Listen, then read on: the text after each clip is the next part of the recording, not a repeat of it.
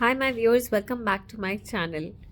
आज की रीडिंग्स क्या हैं क्विकली जान लेते हैं। पहला कार्ड आ रहा है 10 नंबर का, रीबर्थ का, जो ये कहता है कईयों की लाइफ में कुछ न्यू बिगनिंग्स होने वाली हैं, नई अपॉर्चुनिटीज सामने आने वाली हैं, नए एक्सपीरियंसेस होने वाले हैं। कहीं ना कहीं कुछ चीज़ें एंड होती हुई भी नज़र आ रही हैं।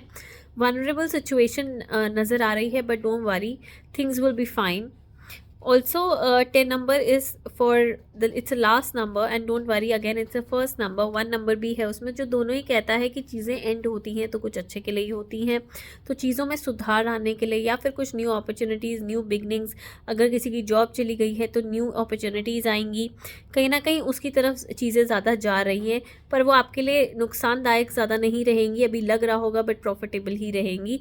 आने वाले टाइम में अपने एक्सपीरियंस से सीखें और आगे बढ़ें। दूसरा आ रहा है इनर वॉइस का कार्ड। कहीं ना कहीं आपको अपनी इंट्यूशन और आत्म आवाज़ को सुनने की, अंतर आत्मा की आवाज़ को सुनने की ज़रूरत है। कहीं ना कहीं आप उसको, अपनी गट को इग्नोर ना करें। ऑल्सो बहुत ज़्यादा कंफ्यूज दिख रहे हैं, ओवर थिंकिंग करते हुए नज़र आ रहे हैं। अपनी मून एनर्जीज को बैलेंस करें, आपके लिए बेहतर होगा। इतना ओवर थिंकिंग ना करें, मेडिटेशन करें, इट विल हेल्प। दूसरा है शेयरिंग का कार्ड, जो कहता है कहीं ना कहीं आपका ओवर हेल्पिंग नेचर कहीं ना कहीं आपको डुबा ले जाएगा। तो इतना ओवर हेल्पिंग ना बने लोगों के प्रति। थोड़ा सा अपने ओवर हेल्पिंग नेचर को थोड़ा सा कंट्रोल में रखें, न्यूट्रली यूज़ करें। कईयों के लिए ये भी आ रहा है कि खाने पीने का दान कर सकते हैं, वो आपके लिए बढ़िया रहेगा। और द सोर्स का कार्ड आ रहा है। कहीं ना कहीं सोर्स का कार्ड ये कहता है कि डायबिटिक, बीपी इश्यूज होने से बचे। कहीं ना कहीं पेट में जलन रह सकती है, पेट के रिलेटेड इश्यूज हो सकते हैं, उससे बचे। काम के मामले में देखा जाए तो आप ही सोर्स हैं। आप एक अपने ही चीज़ों में अपने घर में इकलौते, कई लोग जो मुझसे कनेक्टेड है, सिर्फ आप ही सोर्स ऑफ इनकम है। तो कहीं ना कहीं आपको बहुत बढ़ चढ़ के चीज़ें आगे करनी होंगी। आप में सन एनर्जीज हैं, लीडरशिप क्वालिटीज़ होल्ड करते हैं। तो ऑल द वेरी बेस्ट, आगे बढ़िए, अपने पोटेंशियल, फुल ऑन पोटेंशियल से बढ़े और सूर्य देवता को जल चढ़ाना ना भूलें।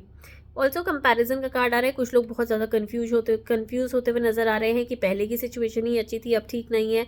बहुत ज़्यादा कंपैरिजन्स में उतर रहे हैं कि नहीं वैसा ठीक है, वैसा नहीं है। या फिर कुछ लोग ऐसे भी हैं, इन आदतों से भी परेशान है कि दूसरे की चीज़ देखकर कि इसके घर में तो ऐसा ही, तो इस चीज़ को ऐसा ही होना चाहिए।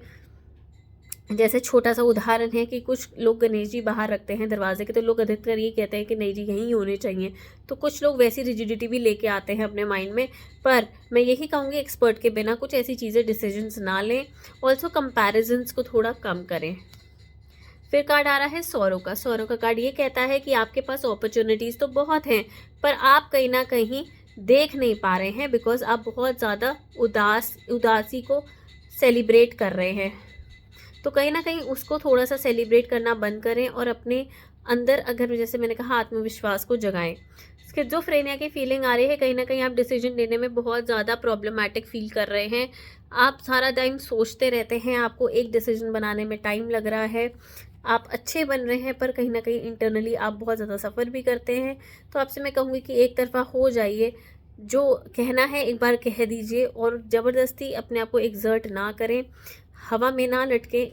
कहते ना कि दो नाव में सवार नहीं होना चाहिए, जस्ट बिकॉज क्योंकि आप कहीं पे भी किसी को सेटिस्फाई नहीं कर पाते हो और खुद भी अधिकतर डिसअपॉइंटमेंट में रहते हो। तो बेटर है कि आप एक बार एक तरफा हो जाओ, डिसीजन ले लो, ताकि चीज़ें आपके लिए भी सिंपल हों। तकलीफ़ होती है, बट फिर भी नुकसान दोनों तरफ ही है। जहाँ कम है वो चूज़ कर लो। सेलिब्रेशन का कार्ड आ रहा है। कहीं ना कहीं गाइडेंस ये है कि टेंशन ना लीजिए, 3 महीने के अंदर अंदर या 3 से 4 हफ्ते के अंदर अंदर चीज़ें सूद आउट हो जाएंगी। आपको फिक्र करने की ज़रूरत नहीं है, सेलिब्रेशन का टाइम आएगा।